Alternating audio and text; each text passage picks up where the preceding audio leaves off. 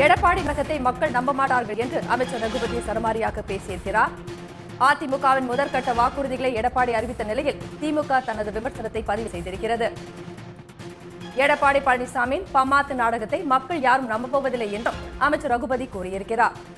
மேலும் 3000 பொங்கல் பரிசு பற்றியே மக்கள் பேசிக் கொண்டிருப்பதால் எடப்பாடி திடீரென வாக்குறுதிகளை கொடுத்துள்ளார் என்றும் அவர் கூறியிருக்கிறார். இது குறித்து கூடுதல் விவரங்களுடன் இணைகிறார் செய்தியாளர் அன்புச்செல்வன். நீங்க இது பதிவு குறித்து முழு விவரங்களையும் பதிவு செய்யுங்க. திமுக அரசினுடைய திட்டங்கள் மக்களிடையே மிகப்பெரிய ஒரு தாக்கத்தை ஏற்படுத்தி இருக்கிறது என்பதை உணர்ந்துதான் அந்த திட்டங்களை காப்பி எடுத்து தேர்தல் வாக்குறுதியை எடப்பாடி பழனிசாமி தந்திருக்கிறார் என்று அமைச்சர் ரகுபதி அறிக்கை ஒன்றை வெளியிட்டிருக்கிறார். அதே போல திமுகவினுடைய திட்டங்களை காப்பி எடுத்து வாக்குறுதியை தரக்கூடிய எடப்பாடி பழனிசாமி அதிமுகவின் 2011-16 ஆண்டு சட்டமன்ற தேர்தல் வாக்குறுதிகள் எல்லாம் என்னாச்சு என்று தனது மனசாட்சியை கேட்டு பார்க்க வேண்டும் என்ற கேள்வியையும் கூட அமைச்சர் ரகுபதி எழுப்பியிருக்கிறார்.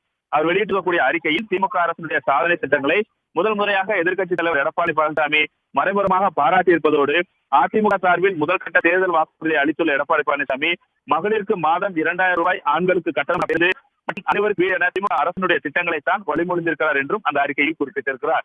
பெண்களுக்கு மாதம் 1000 ரூபாய் கலைஞர் உறுதி திட்டத்தின் மூலமாக வழங்கப்பட்டுக் கொண்டிருக்கிறது.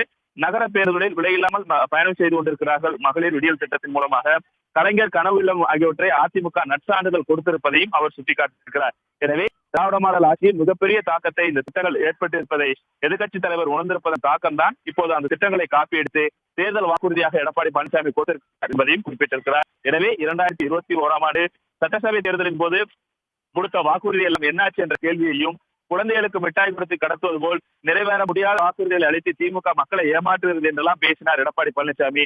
அந்த நாக்குதான் இப்போது அதே திட்டங்களை வாக்குறுதி என உருமாறி பேசுகிறது என்பதும் கேள்வி எழுப்பியிருக்கிறார். புதிதாக எதையும் வாக்குறுதியாக தர இயலாத பரிதாப நிலைக்கு போய்விட்ட பழனிசாமி திமுக வெற்றிகரமாக நிறைவேற்ற விஷயங்களை காப்பி பேஸ்ட் வாக்குறுதியை அறிவித்திருக்கிறார். திராவிட மாடல் ஆட்சியினுடைய திட்டங்களையே அதிமுக வாக்குறுதிகளை அறிவித்திருப்பது திமுக வெற்றி பெற்று ஆட்சியை அடைய போகிறது என்பது உறுதியாக இருக்கிறது என்பதையும் அமைச்சர் சுட்டிக்காட்டியிருக்கிறார். கலைஞர் உரிமை தொகை திட்டம், அதே போன்று பல்வேறு திட்டங்கள் மூலமாக மக்கள் பயனடைந்து கொண்டிருக்கிறார்கள். இதையெல்லாம் பார்த்து அச்சமடைந்திருக்கக்கூடிய பழனிசாமி வெறும் குழப்பத்தையாவது ஏற்படுத்தலாம் என்ற நோக்கத்தில் மகளிருக்கு 2000 ரூபாய் வாக்குறுதி தந்திருக்கிறார். பழனிசாமி அளித்த இந்த வாக்குறுதி லட்சணம் எப்படி இருக்கு தெரியுமா?